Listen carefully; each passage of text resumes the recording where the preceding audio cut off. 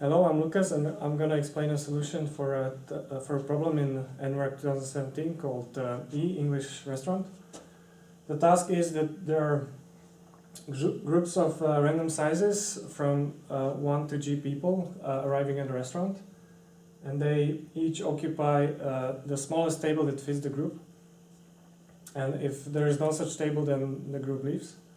The task is to calculate the average occupancy in the restaurant after the groups have arrived. So as a first step, we sort tables by their capacity, and then we do dynamic programming over sub-intervals of the tables. So we have EIJ, which is expected occupancy in a consecutive interval from I to J.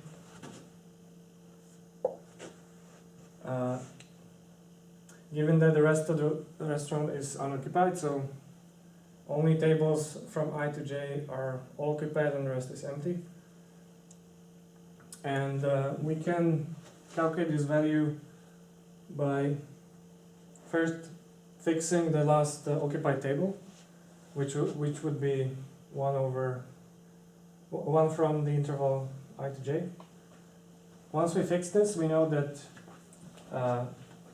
the left and right subinterval had to be occupied before, and these occupying of these two intervals was interleaved before. So, for example, first we occupied 2 tables from the left side and 1 from the right side and 1 from left, and so on. And the number of ways that these could be interleaved is easily calculated using a binomial coefficient. And in addition to expected occupancy, you also need the number of ways this could have happened. So you can calculate this using dynamic programming and zooming on the last occupied table.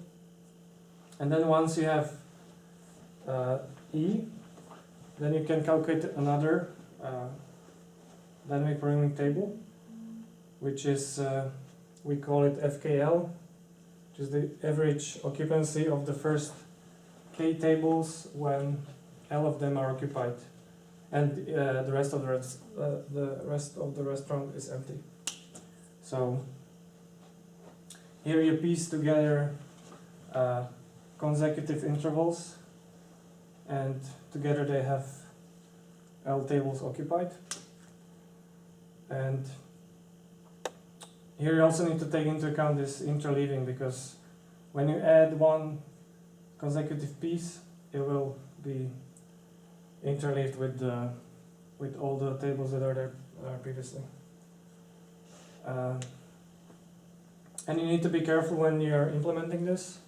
So one trick that you can do is add additional tables, which will catch the people that are supposed to leave the restaurant, but you'll just add them here, and in the end don't calculate them in the result. Just ignore them, but have them there so that you don't have to. You have fewer special cases in the code. So yeah, that's about it.